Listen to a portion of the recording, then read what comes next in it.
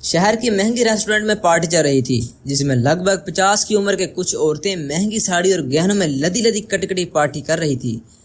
लेकिन जगह चाहे जो भी हो, बातों का मजा वही था। नहीं समझे? अरे वही हिंदुस्तान के सासू माओं की सबसे बड़ी समस्या, उनकी लाडली बहू। अरे बीना, तेरी बहू के क्या हाल चाल है? सुना है तेरी बन नहीं रही बेटे बहू के साथ। तुझसे किसने कह दिया कि मेरी बेटी बहू के साथ नहीं बन रही? मैं तो खूब मजे में रह रही हूँ अपनी बहू के साथ। अच्छा, मैंने तो सुना है कि तेरी बहू घर में रोटी नहीं बनाती, तो तू ही बहू को रोटी बनाकर खिला रही है। अरे बहू भी तो बेटी होती है ना। अगर मैंने इसे रोटी बनाकर खिला भी दी तो क्या हो गया? और तू सबके घरों में झांकना बंद कर दे, अपना घर संभाल। तेरा बेटा भी अब शादी लायक हो रहा है, थोड़ा टाइम मिले तो इस पर ध्यान दे। हाँ, तो मैंने कब मना किया कि मेरा बेटा शादी लायक नहीं है? मैं तो अपने बेटे के लिए कब से लड़की ढूंढ रही हूँ। देखना मेरे घर ऐसी बहू आएगी कि तुम सबकी बहू इसके आगे पानी भरेगी। अच्छा, ऐसे कौन से रूप की रानी लेकर आने वाली है तू अपने रोहित के लिए? अरे तू तो चुप ही रह रश्मि, मेरी तो बहू जैसे ही आएगी सब देख लेंगे। पहले तू अपनी बहू की बता। मैंने तो सुना है कि तेरी बहू शादी में 2 जोड़ी कपड़ों में ही आ गई, इसके मायके वालों ने कुछ नहीं दिया। अरे बेटे बहू के सोने के लिए बेड भी तो तुझे ही लाना पड़ा। तो क्या हो गया? हम कोई भिखारी थोड़ी ना है। दहेज लेना तो पैसे भी गैर कानूनी है। हमने तो साफ मना कर दिया था कि भैया हम तो दहेज नहीं लेंगे। नाच ना जाने आंगन टेढ़ा। चुप कर, मुझे सब पता है कि तू कितनी बड़ी लालची है।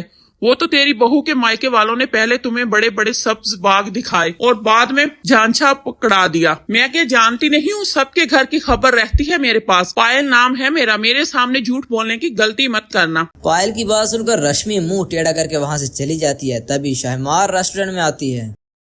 अरे माफ करना, आज ना पार्टी में आने में बहुत लेट हो गई। और बताओ पायल, क्या चल रहा है? तेरे बेटे के लिए कोई मिली क्या बढ़िया सी लड़की? मेरे बेटे की कौन सी उम्र निकली जा रही है? मिल जाएगी, कोई कमी थोड़ी ना है मेरे रोहित में। तुम देखना सरवा कौन है, सिंपल लड़की लेकर आऊंगी, लाखों में एक होगी। मेरी बहू तू अपनी बता। तू तो बड़े बड़े शान से कॉलर टाइट करती हो, नौकरी करने वाली बहू लेकर आई थी ना। क्या हाल चाल है तेरे? मेरे हाल चाल को क्या होने है, बढ़िया है, मजे में कट रही है। बहू बैंक में मैनेजर है, मेरी काज तो टाइट हो गई ना। अरे मैनेजर बहू की सास को घर में मासी बनना पड़े तो क्या फायदा ऐसी बहू का? अगर मैनेजर बहू की सास को घर में मासी बनना पड़े तो क्या फायदा ऐसी बहू का? हमें सब पता है कि तेरी बहू ने घर में तेरी क्या हालत बना रखी है। वो तो सुबह सुबह सच सवर कर चली जाती है और पीछे रहे तू और इनके दोनों बच्चों की मासी बनकर घर में कैद हो जाती है। पायल बहू के साथ तालमेल बनाकर रखना होता है। अगर वो घर से बाहर जाकर नौकरी करेगी तो घर तो हमें ही संभालना पड़ेगा ना। एक ही काम हो सकता है, या तो बहू से नौकरी करवा लो या घर संभाल लो। और बहू के बच्चे संभालने में मैं मासी नहीं बन जाती। वो मेरे पोते पोती हैं, मैं खुशी खुशी इनकी देखभाल करती हूँ।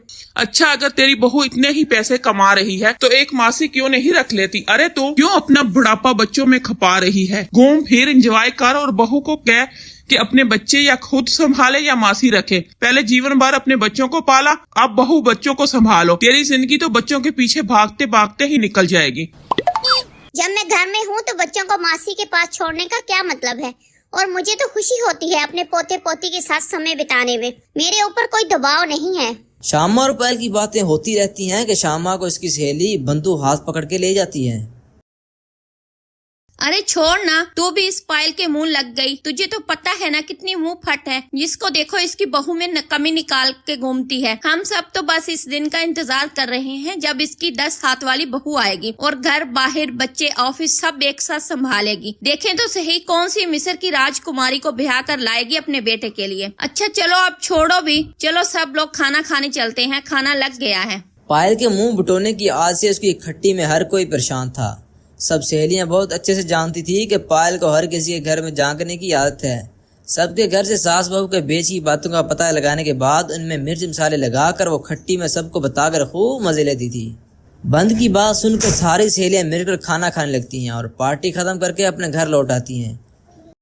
सुनिए जी, कल शर्मा जी का फोन आया था, अपनी बेटी की रिश्ते के लिए बात कर रहे थे। अरे कौन से शर्मा की बात कर रही हो? मेरे दोस्त शर्मा की तो कोई बेटी नहीं है। हाँ तो वो क्या है ना, मोला की धाड़ मस्जिद तक। अब तो दुनिया में बस एक ही शर्मा को जानते हो, जैसे इनके अलावा कोई शर्मा है ही नहीं। अरे मैं इन शर्मा जी की बात कर रही हूँ जिनका खिलौने का बिजनेस है। पिछले हफ्ते बताया था ना आपको, अपनी बेटी की फोटो भेजी थी, आप भूल जाते हो।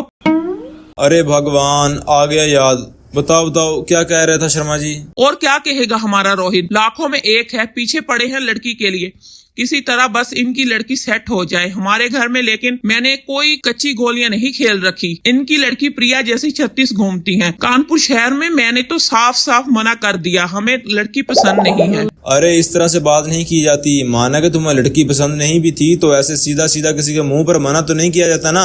तो क्या इनकी आरती उतार कर मना करती? अब नहीं पसंद तो नहीं, मुझे ना बेकार की चूं चिड़ा पसंद नहीं है। ऐसे क्या कमी थी लड़की में जो तुम्हें पसंद नहीं थी? अरे ना रंग ना रूप। मेरी सहेली विमला है ना, इसी कॉलेज में पढ़ाती है जिसमें ये लड़की जॉब करती है। इसने मुझे प्रिया का बिना मेकअप का फोटो भेजा। इसे देखकर मेरा तो पूरा मूड ही खराब हो गया।